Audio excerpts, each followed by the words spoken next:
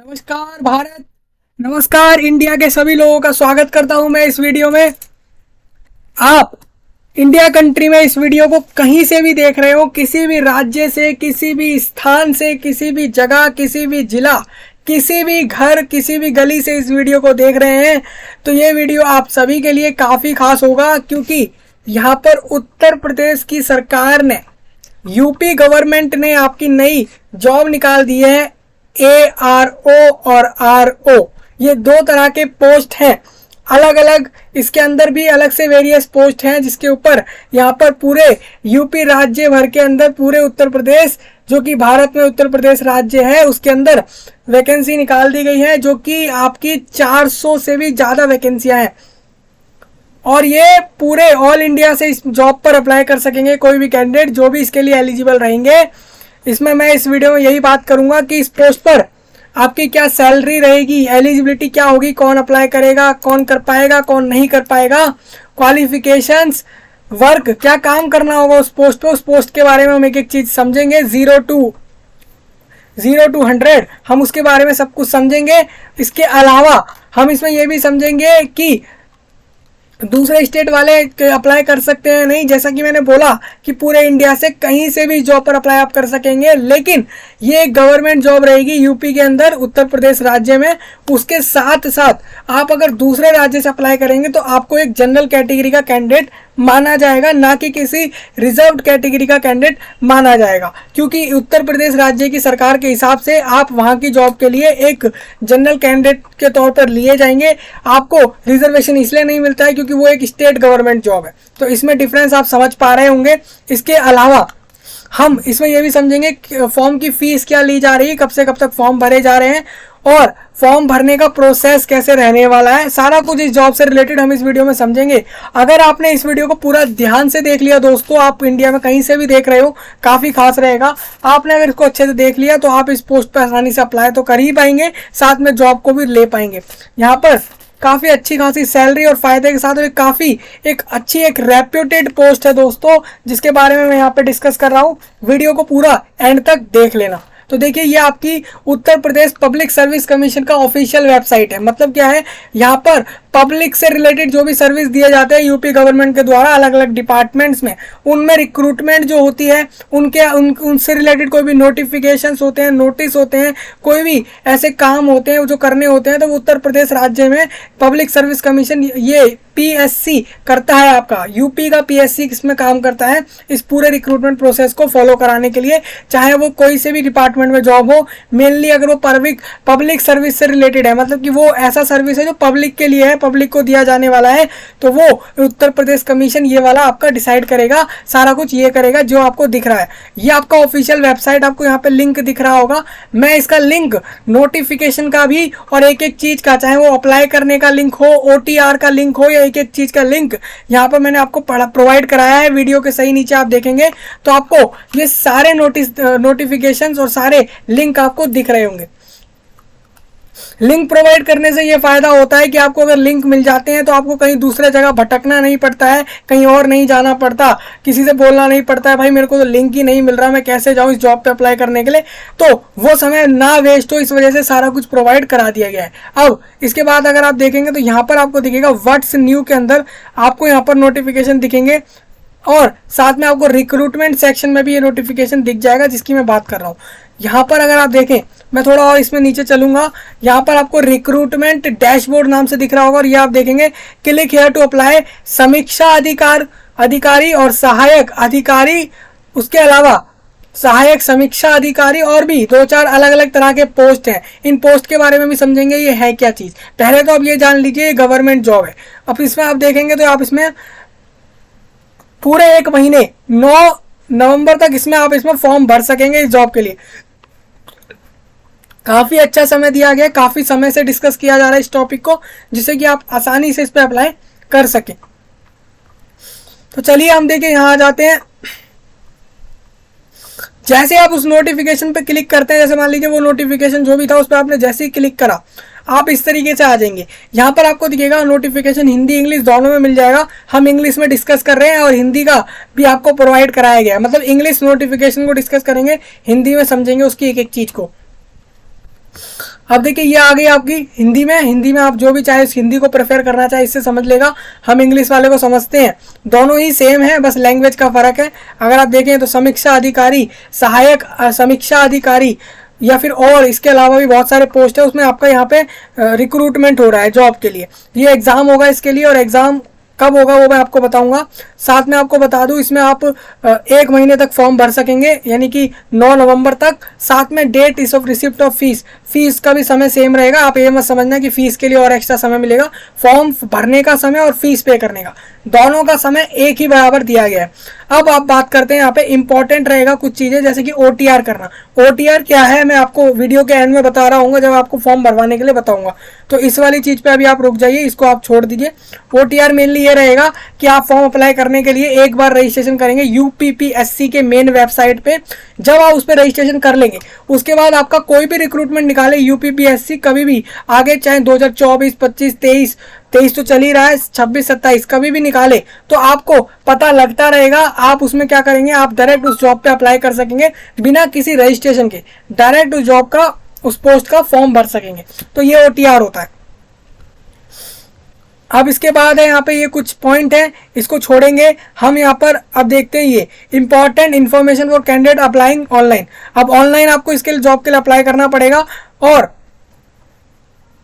Apply करने से पहले हम ये जानेंगे, आपको फर्स्ट स्टेज ये रहेगा कि पहले आप OTR करेंगे फॉर्म में। पहले OTR जो होगा वो आगे बताऊंगा, सेकंड स्टेज, फिर थर्ड स्टेज। OTR के बाद आप इसमें फॉर्म भरने की तरफ बढ़ रहे होंगे, जो कि थर्ड स्टेज में आएगा। सेकंड स्टेज में आपका OTR कंप्लीट होने के बाद लॉगिन हो जाएगा। थर्ड स्टेज में आपका फॉर्म भर दिया जाएगा। फिर फोर्थ स्टेज में आपका यहाँ पर फीस पेमेंट के बाद, फोर्थ स्टेज में आपका जो है फीस पेमेंट हो जाएगा। उसके बाद देखेंगे आप यहाँ पे, उसके बाद आपका फॉर्म सबमिट हो जाएगा। एप्लीकेशन फीस की बात कर लेता हूँ। अगर आप किसी UR कैटेगरी से हैं, EWS से हैं, या फिर किसी दूसरे राज्य के कैंडिडेट हैं, तो आप इसमें फॉर्म के 100 रुपये पे करेंगे एग्जाम फीस को, और 25 रुपये ऑनलाइन प्रोसेसिंग करने की, कि आपके एप्लीकेशन को प्रोसेसिंग कर रहे हैं वो लोग, वो यहाँ से आपकी एप्लीकेशन की सारी डिटेल लेके आगे डेटा भेज रहे हैं रिक्रूटमेंट के लिए, और सारा वो प्रोसेस कर रहे हैं ऑनलाइन में, उसके लिए 25 रुपीज़, तो टोटल 125 रुपये रहेंगे। और अगर आप उत्तर प्रदेश में अनुसूचित जनजाति हैं और अनुसूचित जाति हैं, तो आपके लिए यहाँ पे 65 रुपये टोटल फॉर्म के रहेंगे, जो आप ऑनलाइन पे करेंगे। डिसेबिलिटी वालों को यहाँ पर सिर्फ 25 रुपये पे करने हैं, और जो वो लोग होंगे जो कि भूतपूर्व सैनिक रहेंगे, यानी भूतपूर्व सैनिक होता है आपका एक्स सर्विसमैन, यानी कि आपके आर्म्ड फोर्सेज, नेवी फोर्सेज या फिर एयर फोर्सेज वाले कैंडिडेट्स, जो कि वो जो है वहाँ पे काम कर चुके हैं, और अब वो इस जॉब पे अगर अप्लाई करना चाहें तो वो भी कर सकेंगे। उनको भी 65 रुपये ही उनसे लिए जा रहे हैं फॉर्म के।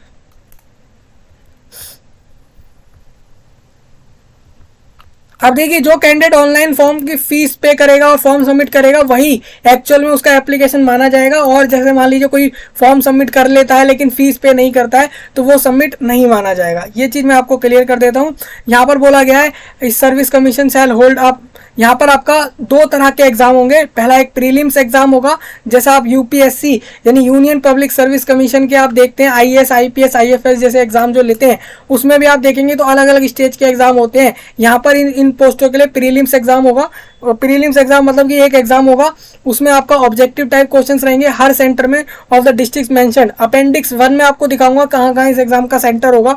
आप अगर उस जिला में आते हैं, उस जगह पे आते हैं, तो आपके लिए बहुत अच्छी बात है। नहीं तो आपको दूसरे सेंटर में, आपको मेट्रो से, बस से, या फिर दूसरे राज्य वालों को ट्रेन से आना पड़ेगा अपने एग्जाम को देने। ये आप समझ लेंगे। अब इसमें आपको नेक्स्ट आगे की चीज़ क्लियर करता हूँ। यहाँ पर समीक्षा अधिकारी और सहायक समीक्षा अधिकारी और भी बहुत सारे पोस्ट हैं जिसके ऊपर रिक्रूटमेंट है, और ये अलग अलग डिपार्टमेंट में रहेंगे दोस्तों। कुछ रिवेन्यू डिपार्टमेंट में है, खुद UPPSC के मेन डिपार्टमेंट में भी है। तो अलग अलग तरीके से आपके होंगे। कुछ तो उत्तर प्रदेश सेक्रेटरीट के अंदर है।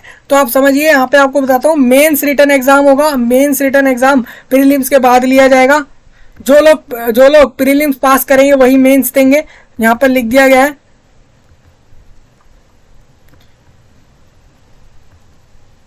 अब इसमें यह बोला गया है कि सेंटर्स की जो लिस्ट रहेगी वो उसमें चेंजेस हो सकते हैं, आगे चल के हो सकता है कि जैसे कि फॉर्म में जितने लोग अप्लाई करेंगे उसके हिसाब से सेंटर्स डिसाइड होते हैं कि कहाँ कहाँ रखे जाएंगे। मेनली फिर भी आपको एक जनरल आइडिया दे दिया जाता है कि हम इस जगह पे इसी सेंटर पे एग्जाम कराएंगे, लेकिन फॉर्म की फीस जब वो देखते हैं कि इतने ज़्यादा एप्लीकेशन आए हैं तो सेंटर्स को बढ़ा दिया जाता है, ये सब हो जाता है। आपका नंबर ऑफ वैकेंसीज 411 है दोस्तों, यानी कि 411 वैकेंसियां, यानी कि 411 ऐसे लोग रहेंगे जो इस जॉब पर अप्लाई कर पाएंगे। अप्लाई तो बहुत लोग कर सकते हैं, 411 लोगों को जॉब मिलेगी। तो ये कंफ्यूजन क्लियर कर देता हूँ, 411 लोगों को जॉब मिलने वाली है। अब इसमें आप देख लीजिए डिपार्टमेंट, आपको जो भी डिपार्टमेंट अच्छा लगता हो तो आप उसके लिए ही अपनी ऐसी तैयारी करें कि उस डिपार्टमेंट में जॉब मिल जाए, क्योंकि वो डिपार्टमेंट फिर आपका एक डिजायर्ड, एक ड्रीम्ड डिपार्टमेंट हो जाएगा कि आपको उसी डिपार्टमेंट में चाहिए। सबसे पहले यूपी सेक्रेटरिएट के अंदर समीक्षा अधिकारी की 322 वैकेंसी है। अगर इनमें से हर एक पोस्ट की क्वालिफिकेशंस रखते हैं तो आप कोशिश ये करना है कि जिसमें वैकेंसी ज़्यादा हो उसमें आपको जॉब मिल जाए, उसमें ही आप ट्राई मारें, क्योंकि वो वैकेंसी ही इंपॉर्टेंट रहेंगे आपके लिए, क्योंकि उसमें चांसेस ज़्यादा होंगे जॉब मिलने के। अगर बात करें जिसमें कम वैकेंसियां हैं, आप ये सोचेंगे कि भाई कम वैकेंसी है तो लोग इसमें कम अप्लाई करने वाले हैं इस पोस्ट पे, तो हमको ये मिल जाएगी, तो ऐसा नहीं होगा, क्योंकि कम पोस्ट वाले में कंपटीशन वैसे ही ज़्यादा होता है। वैकेंसियां कम है तो लोग कॉम्पीट करेंगे, भाई मुझे मिल जाए। तो उस हिसाब से सबसे पहले यूपी सेक्रेटरिएट के अंदर जो समीक्षा अधिकारी है उसकी 322 vacancy, UP public service commission के अंदर 9 वैकेंसियाँ सेम पोस्ट की, और बोर्ड ऑफ रेवेन्यू के लिए भी यूपी के अंदर 3 वैकेंसी, यूपी सेक्रेटरिएट में सहायक समीक्षा अधिकारी की 40 है, और बोर्ड ऑफ रेवेन्यू के अंदर यूपी में सहायक समीक्षा की 23 वैकेंसी है। तो 2 अलग अलग तरह के पोस्ट हैं, एक आपका समीक्षा अधिकारी हो जाएगा और एक आपका सहायक समीक्षा अधिकारी, यानी कि एक आपका समीक्षा अधिकारी और एक सहायक समीक्षा अधिकारी, यानी कि एक आपका ARO और एक उसका RO, जिसको आप इंग्लिश में RO और ARO बोलते हैं। इसके अलावा हम बात करते हैं in addition to the 4 said post. अब यहाँ पर जो वही बोला गया है प्रीलिम्स रिजल्ट, देखिए यहाँ पे क्या बोला गया है, such other post of similar nature qualification received before the declaration result of prelims exam may also भी इंक्लूड इन दिस रिक्रूटमेंट। यहाँ पर ऐसा भी बोला गया है, जो वो पोस्टें बताई गई हैं इन पोस्टों के अंदर चेंज हो सकता है, इनके नेचर में चेंज हो सकता है। मान लीजिए प्रीलिम्स के रिजल्ट से पहले ऐसा हो सकता है कि यहाँ पर और पोस्टों को इंक्लूड कर लिया जाए इस रिक्रूटमेंट में, प्रीलिम्स से पहले इसमें चेंज लाए जा सकते हैं।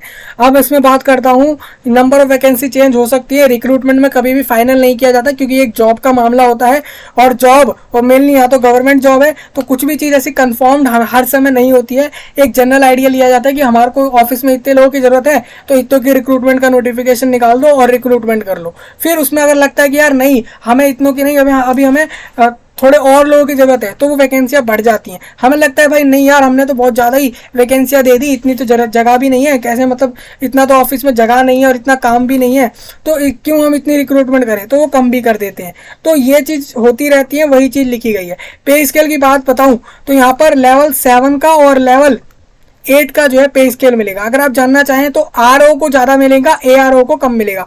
मतलब कि यहाँ पर वैकेंसी जो है जिसकी पोस्ट पड़ी होगी, यानी कि आप देखें तो 44,900 रुपये से 1,42,400 रुपये तक दिए जाएंगे एक पोस्ट वाले को, और दूसरे पोस्ट वाले को 47,600 रुपये से 1,51,100 रुपये देंगे। ये पर मंथ दिए जाएंगे दोस्तों, अगर आप मानना चाहें।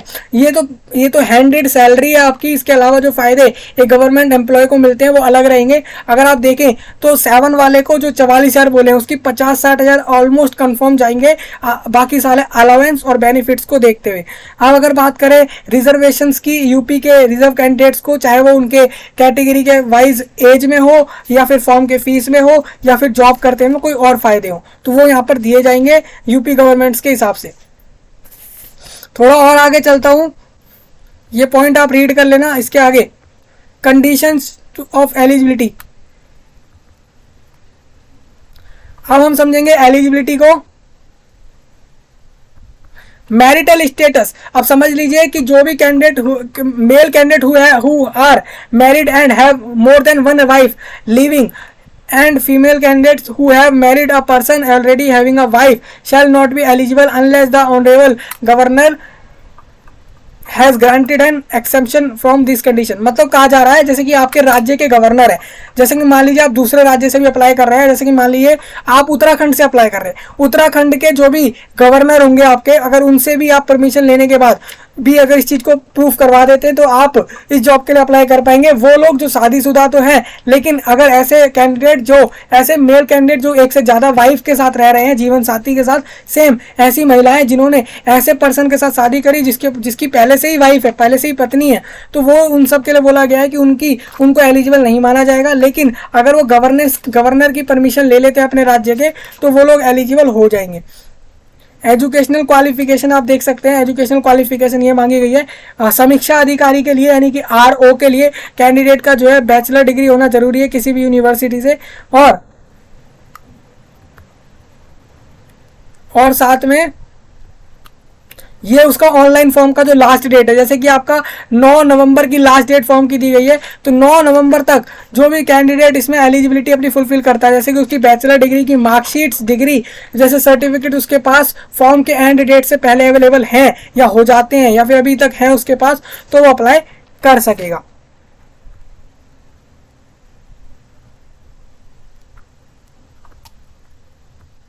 जैसे अब मैं आपको बताता हूँ, जैसे कि सहायक समीक्षा अधिकारी की जो पोस्ट है आपकी, वो अगर वो पोस्ट यूपी सेक्रेटरिएट में है, रेवेन्यू में है, या फिर UPPSC के मेन कमीशन में है, उसके ऑफिस में है, तो इसमें बोला गया है कि इनकी क्वालिफिकेशन ये रहेगी, अगर वो यूपी सेक्रेटरिएट या फिर बोर्ड ऑफ रेवेन्यू के लिए अप्लाई करेंगे यूपी में, तो उनकी बैचलर डिग्री जो होनी चाहिए किसी भी यूनिवर्सिटी से हो सकती है उनकी, और जो कि रिकॉग्नाइज्ड हो, इंडिया के अंदर किसी भी यूनिवर्सिटी हो सकती है। सेकंड, उनके पास O लेवल सर्टिफिकेट अवार्ड होना चाहिए बाय द DOEACC, ये फुल फॉर्म आप इसका देख लेंगे। ये एक सोसाइटी है, इससे रिलेटेड इसका एक O लेवल सर्टिफिकेट होता है, वो आपके पास होना चाहिए।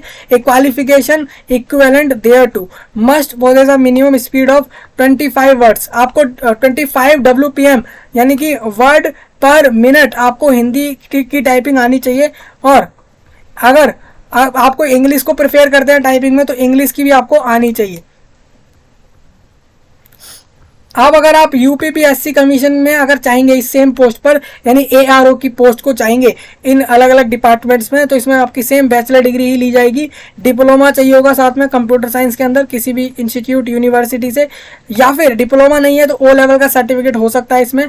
मस्ट पोजेस स्पीड, इसमें भी आपका 25 वर्ड्स आपको हिंदी की टाइपिंग कम से कम 1 मिनट में करनी आनी चाहिए, इंग्लिश की भी आनी चाहिए, दोनों बोली गई हैं। सहायक समीक्षा अधिकारी की बात कर लेते हैं, हमने पहले भी बात करी सेम सहायक समीक्षा अधिकारी में ही। अब हम UPPSC के कमीशन में बात करते हैं।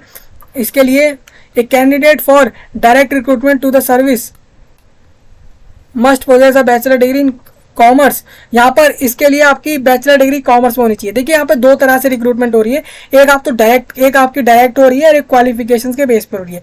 आप देखेंगे तो डिपार्टमेंट स्पेसिफिक एजुकेशन क्वालिफिकेशन है, अलग अलग डिपार्टमेंट अलग अलग क्वालिफिकेशन मांग रहा है। सबसे पहले अगर बताऊं तो UPPSC वालों के डिपार्टमेंट के लिए कैंडिडेट के पास डायरेक्ट रिक्रूटमेंट कराने के लिए, अगर कैंडिडेट को डायरेक्ट रिक्रूटमेंट करानी है टू द सर्विस, मस्ट उसके पास बैचलर डिग्री हो कॉमर्स में, यानी आप कह सकते हैं BCom हो या कॉमर्स की फील्ड की डिग्री हो किसी भी यूनिवर्सिटी से, तो वो एलिजिबल हो जाएगा। सेम अब आप बात करते हैं preferential qualification, a candidate who has served in the territorial army. अगर कोई ऐसा कैंडिडेट है जो कि टेरिटोरियल आर्मी में कम से कम 2 साल के लिए पीरियड के लिए वो सर्व हुआ था, काम कर रहा था, सर्विस दे रहा था, तो वो भी अप्लाई कर पाएगा, उसके लिए भी लिखा गया है। ये नोट वाला पॉइंट मैं इसको छोड़ रहा हूँ, यहाँ पर कुछ इंपॉर्टेंट रहेगा तो उसको डिस्कस कर लिया जाएगा, इसको आप रीड करना थोड़ा ध्यान से। ये रूल्स होते हैं, जो आर्टिकल्स होते हैं आपके रूल्स सर्विसेज से रिलेटेड, सिलेक्शन से रिलेटेड बनाए जाते हैं गवर्नमेंट्स के, हर दिन कुछ ना कुछ चेंज होते हैं, तो उसको आप चेक करते रहना। एज लिमिट की बता देता हूँ, 21 से 40 के बीच वाले फॉर्म भर देंगे, जो भी 1 जुलाई 2023 को 21 कंप्लीट हो चुके हैं, उससे ऊपर हो चुके थे वो अप्लाई करेंगे। जो लोग 1 जुलाई 2023 के बाद 40 के हो रहे हैं तो वो लोग भी अप्लाई कर सकते हैं, क्योंकि यहाँ पर 40 की एज जो है वो 1 जुलाई 2023 से देखी जा रही है। सपोज मानिए 40 साल के आप 1 जुलाई से पहले ही हो गए तो फॉर्म नहीं भर सकते हैं, लेकिन अगर इसके बाद हो रहे हैं तो फॉर्म भर सकते हैं। जैसे आज अगर हम बात करें तो आज अक्टूबर है, मैं इसकी बात कर रहा हूँ जुलाई की।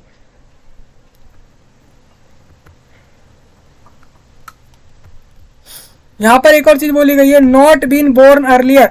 यहाँ पर आप 2 जुलाई 1983 3 के पहले के बर्थ ना हो आपका, और 1 जुलाई 2002 के बाद का बर्थ ना हो, इतना आपको ध्यान रखना है। बाकी आपको एज रिलैक्सेशन जो मिलते हैं वो कैंडिडेट को मिल जाएंगे, उसको उसकी डिसेबिलिटी के हिसाब से और कैटेगरी के रिजर्वेशन के हिसाब से उसको मिल जाएंगे।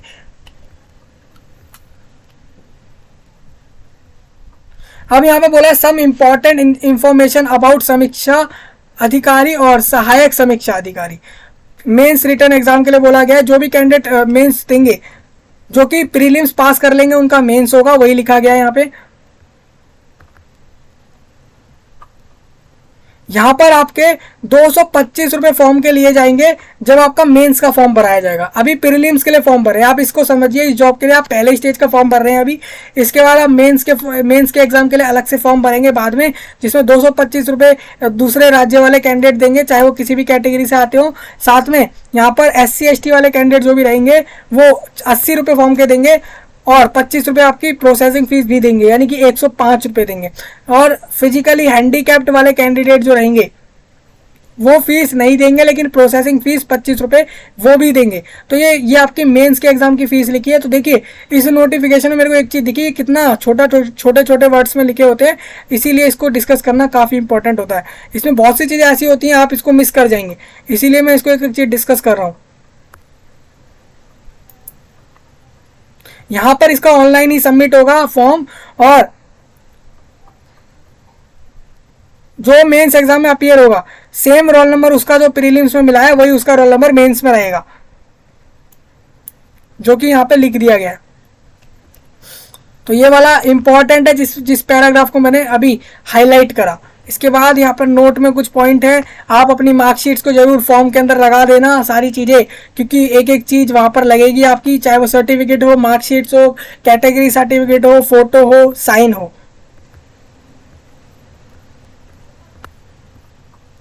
ये कुछ पॉइंट है, इसको रीड नहीं कर रहा हूँ मैं, ये भी इसको छोड़ के चल रहे हैं।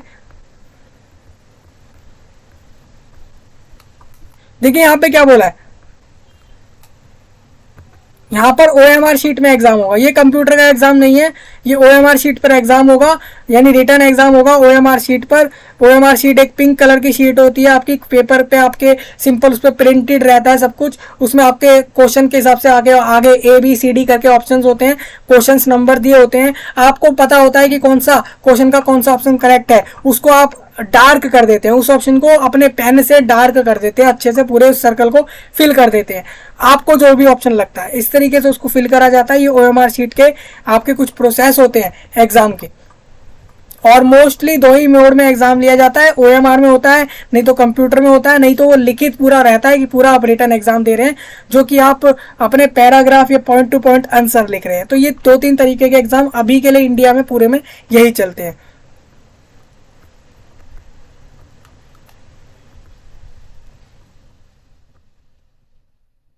अब देखिए यहाँ पे कुछ पॉइंट है, मैं आपको क्लियर करना चाहूंगा। ये बोला गया है कि यहाँ पर जो प्रीलिम्स एग्जाम होगा आपका, यहाँ पर नेगेटिव मार्किंग होगी आपकी, और नेगेटिव मार्किंग में अगर आप गलत आंसर करते हैं तो आपके रॉन्ग आंसर पे 1/3 मार्क्स काटा जाएगा, यानी कि आपको हर सही आंसर पे 1 नंबर दिया जाएगा प्रीलिम्स के एग्जाम्स में। और अगर आप गलत कर देते हैं तो 0.33 मार्क्स काट लिया जाएगा। सपोज मानिए आपने 4 क्वेश्चन करे और 3 क्वेश्चन उसमें से गलत कर दिए, तो आप देखेंगे तो चार क्वेश्चन करे, 4 में से 1 सही करा, उसका 1 नंबर आया, और बाकी 3 गलत कर दिए, तो 0.33 के हिसाब से वो 1 नंबर भी चला गया, तो आपके टोटल 0 मार्क्स हो गए। इस तरीके से आपका ये मार्किंग स्कीम रहेगा प्रीलिम्स का। यहाँ पर बोला गया आपको मिनिमम परसेंटेज लाने पड़ेंगे अपने एग्जाम में। यहाँ पर बात करें तो SC ST कैटेगरी वालों को 35% मार्क्स लाने हैं अपने इस एग्जाम के अंदर पास करने के लिए। जितने भी मार्क्स का एग्जाम रहेगा उसमें 35% मार्क्स जो भी ले आएगा। अगर आप किसी अनरिजर्व कैटेगरी से आ रहे हैं तो आप उसमें 40% मार्क्स लाएंगे प्रीलिम्स के अंदर। यहाँ पे कुछ जनरल इंस्ट्रक्शन रहेंगे।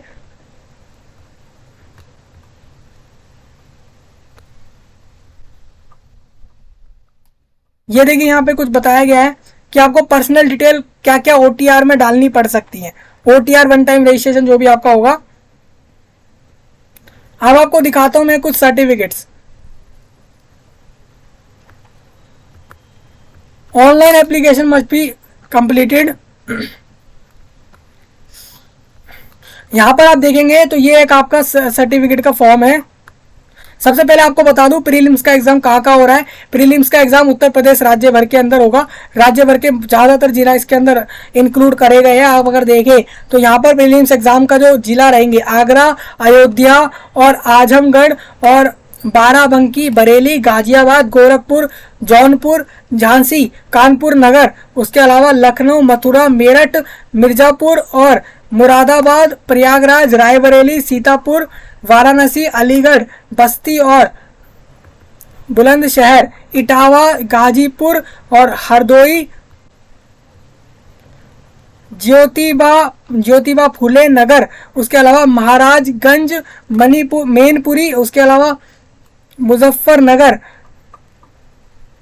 सहारनपुर और शाहजहानपुर और उसके अलावा देवरिया और माऊ, बांधा और उसके अलावा सुल्तानपुर, फतेहपुर, बलिया और ग्रेटर नोएडा, गौतम बुद्ध नगर जिसको बोला जाता है ग्रेटर नोएडा को, उसके अलावा रामपुर और गोंडा। ये इतनी जगहों पे एग्जाम आप देख सकते हैं कि 40 ऐसे डिस्ट्रिक्ट है जिसको इंक्लूड करा गया है पूरे यूपी के अंदर। 40 अलग अलग डिस्ट्रिक्ट हैं, अलग अलग जिला हैं जो कि उत्तर प्रदेश के अंदर हैं। इन जगहों पर एग्जाम लिया जाएगा। आपका ये एग्जाम आप समझ सकते हैं कितना बड़ा रिक्रूटमेंट है कि पूरे राज्य भर के अंदर रहेगा ये।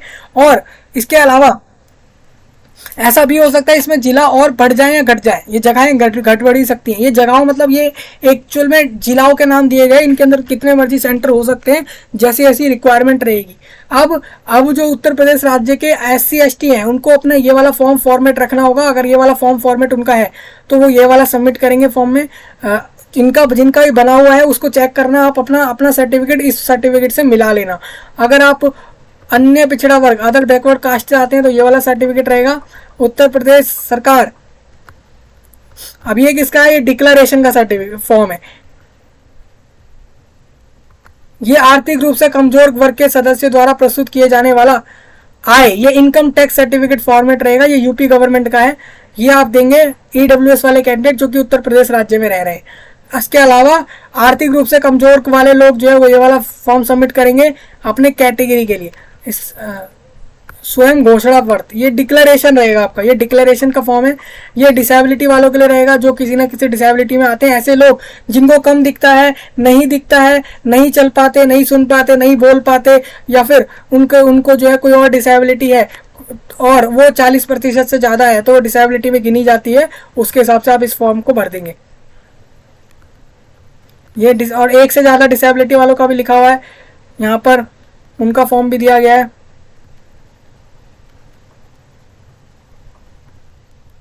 मेडिकल अथॉरिटी से जरूर साइन हो आपके सर्टिफिकेट्स, डिसेबिलिटी वाले इस बात को ध्यान रखना क्योंकि वो प्रूफ रहेगा। अगर आपके पास मेडिकल सर्टिफिकेट जो आपके मेडिकल ऑफिसर से साइंड नहीं है तो वो मान्य नहीं रहेंगे, क्योंकि आपका किसी मेडिकल ऑफिसर के साइन ही नहीं है कि आपको वो एक्चुअल में डिसेबिलिटी है, प्रूफ्ड ही नहीं है, तो वो कैसे मान लेंगे।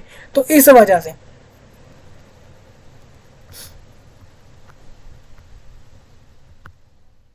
ये भी एक कोई फॉर्म है। इसमें आप देखेंगे स्वतंत्रता, अब देखिए जो आपका फ्रीडम फाइटर्स जो भी आपके रहे थे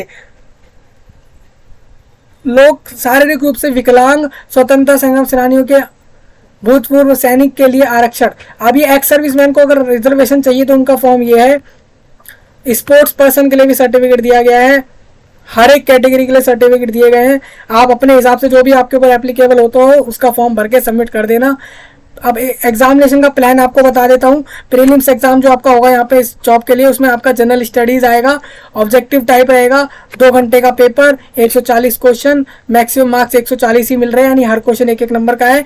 इसमें जनरल साइंस है, हिस्ट्री ऑफ इंडिया, पूरे इंडिया का इतिहास, general science, Indian national movement, Indian polity, economy and culture, Indian agriculture, commerce and trade, population, ecology, urbanization in Indian context, Indians के लिए जो अर्बनाइजेशन हो रहा है वही आपको पढ़ना है, मतलब कि दूसरे कंट्री का नहीं इसमें इंक्लूड है। वर्ल्ड ज्योग्राफी आएगा, वो geography and natural resources of India आ जाएंगे, current national and international important events आएंगे, जनरल इंटेलिजेंसिया आएगा, उसके अलावा special knowledge regarding education, culture, agriculture, industry, trade, living and social traditions of Uttar Pradesh आ जाएंगे, सामाजिक जो भी ट्रेडिशंस है उत्तर प्रदेश के वो भी आएंगे। इसके अलावा जनरल स्टडीज़ के अलावा जनरल हिंदी में आपका वोकेबलरी और ग्रामर चेक होगा। ये आपका टोटल 1 घंटे का पेपर होगा, 60 क्वेश्चन इसमें, 60 नंबर का ये भी रहेगा। इसमें आपका अपोजिट्स यानी विलोम शब्द,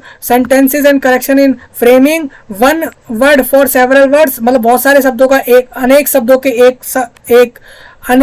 के एक शब्द, उस same uses and same nature words, और नाउन भी आएगा, संज्ञा जिसको बोलते हैं। आप देखिए सिनोनिम्स वर्ड आएंगे, एक जैसे शब्द यानी पर्यायवाची शब्द होता है हिंदी में, यहाँ पर बोला गया है। ये जनरल हिंदी के अंदर है, यानी हिंदी के अंदर रहेगा, ये सब आपको हिंदी में पढ़ने हैं, यानी कि विलोम शब्द, पर्यायवाची शब्द, संज्ञा और उसके अलावा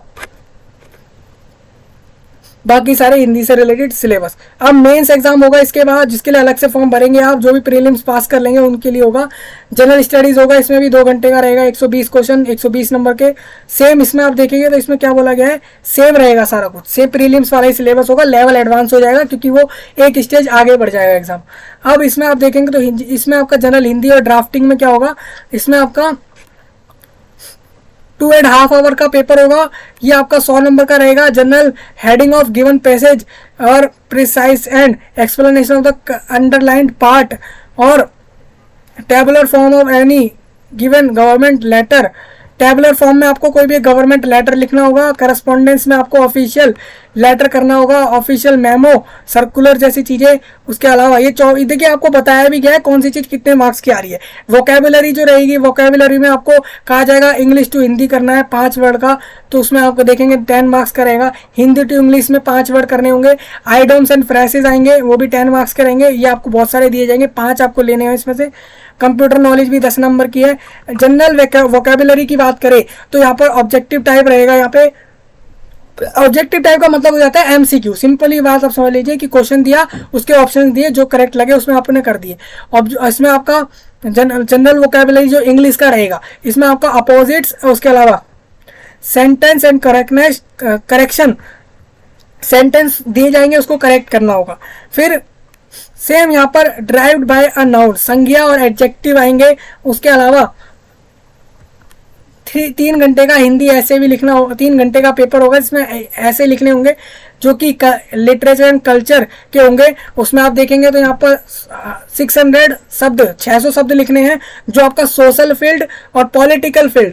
उसके बाद यहाँ पर science and ecology and technology का सिलेबस आएगा, जिसके अंदर इसमें भी आपको 600 वर्ड का करना होगा। ये भी 3 क्वेश्चन दिए जाएंगे, 1 क्वेश्चन आपको सिलेक्ट करना है। देखिए आपको जैसे बोला गया कि लिटरेचर और कल्चर और या फिर इन तीनों टॉपिक में से किसी एक पर जो है आपको 600 शब्दों का ऐसे लिखना है। सेम सोशल इकोलॉजी और मतलब कुल मिला के आपको 3 तरह के ऐसे लिखने होंगे। ऐसे भी काफ़ी स्कोरिंग है, 120 नंबर का भाई। मेंस एग्जाम में अच्छे से कर लेना इस चीज़ को। ये पूरा नोटिफिकेशन आपका कवर हो गया है। अब इसके बाद चलेंगे नोटिफिकेशन के आगे। नोटिफिकेशन के बाद ये एक फाइल है, इसमें बताया गया फॉर्म कैसे भरेंगे, उसके एक चीज़ है, OTR 1 टाइम रजिस्ट्रेशन, और एक चीज़ अगर आप इस फाइल को देख लेते हैं, जैसे इसमें काफ़ी चीज़ें ब्लर दिखाई गई, अच्छे से नहीं दी गई हैं, तो आप इसको अगर नहीं समझ पा रहे हैं, मैंने लिंक प्रोवाइड कराया है, इसमें एक चीज़ बताई गई है फोटो दिखाकर, और उसको एक तरीके से एरो कर कि भाई इसमें आपको जाना है, फिर ऐसे करना है, ऐसे करना है फॉर्म भरने के लिए। इसके बाद ये आप देखिए, यहाँ पर आप जैसे आते हैं, ये अप्लाई करने के लिए आपको आना होगा। इधर अप्लाई करने के लिए आप जैसे ही आ जाएंगे, जैसे मानिए मैं यहाँ पर हूँ, यहाँ पर मैं जैसे ही अप्लाई करने के लिए आ जाता हूँ। अप्लाई करने के बाद मैं करूँगा ऑथेंटिकेट विद OTR, ये एक ऑप्शन रहेगा। ये आपको अप्लाई, जैसे आप अप्लाई पे क्लिक करते हैं, ये आपको ऑप्शन मिल जाएगा।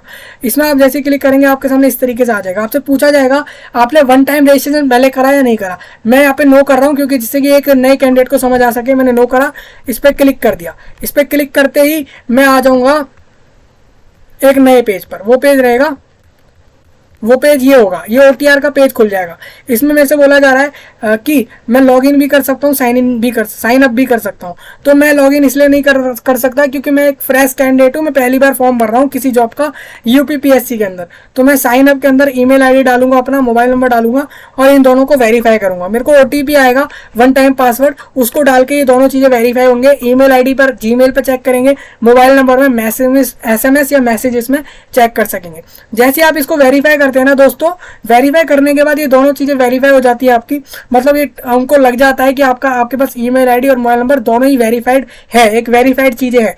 उसके बाद वो वेरीफाई करने के बाद नेक्स्ट चीज़ पे किस पे जाएंगे, आपसे फॉर्म भरवाने के लिए, जिसमें आपको रजिस्ट्रेशन करना होगा। रजिस्ट्रेशन में आप अपना नाम, जेंडर कैटेगरी, फादर नाम, फादर का name, mother name, date of birth और अपना डोमिसाइल ऑफ स्टेट कि कौन से राज्य के निवासी हैं, ये चीज़ दे देंगे। फिर आप लॉगिन, फिर आप रजिस्ट्रेशन कंप्लीट हो जाएगा यहीं पे। फिर एक रजिस्ट्रेशन आईडी आपको मिलेगा, पासवर्ड आप अपने खुद से बनाएंगे। वो मिलने के बाद आप लॉगिन करेंगे फॉर्म पर। लॉगिन करने के बाद आप वेरीफाई डिटेल करेंगे, डैशबोर्ड में जाएंगे, आप देखेंगे सारी डिटेल्स आपको फिल करनी होंगी। जैसे मैं दिखाता हूँ, मैंने प्लस करा यहाँ पे, तो प्लस में वेरीफाई डिटेल्स में देखिए क्या क्या मांगा गया, फिर डैशबोर्ड में क्या क्या मांगा गया। डैशबोर्ड में आप देखेंगे ये सब हो जाएगा। फिर आप अपनी पर्सनल डिटेल देंगे, किस पोस्ट पे अप्लाई कर रहे हैं। जैसे कि दो तरह के पोस्ट हैं, आप जिस पे भी अप्लाई करेंगे उसको सिलेक्ट करेंगे। फिर उसके बाद उसके अंदर सर्टिफिकेट अपलोड करेंगे, मार्कशीट अपलोड करेंगे, कास्ट सर्टिफिकेट अपलोड करेंगे और फोटो साइन जैसी चीज़ों को अपलोड करेंगे। फीस की पेमेंट करने के बाद आप फॉर्म सबमिट कर देंगे और फॉर्म सबमिट हो जाएगा। ये पूरा प्रोसेस है, पूरे राज्य भर से और पूरे देश भर से आप इसमें अप्लाई कर सकेंगे इस जॉब पे। जो भी कैंडिडेट एलिजिबल हो अप्लाई कर देना। कोई भी डाउट हो इस जॉब से रिलेटेड कमेंट करके बताना, और साथ में ये भी बताना नया टॉपिक ऐसा कौन सा है जो आपको चाहिए जिसके ऊपर वीडियो, और कोई भी प्रॉब्लम आ रही हो तो वो भी आप कमेंट में कर सकते हैं। तो ये मैंने आपको पूरे इंडिया में जो भी राज्य, किसी भी राज्य से देख रहे हो, सबके लिए चीज़ क्लियर करिए। मैं आपसे मिलूंगा अब नए टॉपिक में, तब तक के लिए आप सभी का धन्यवाद।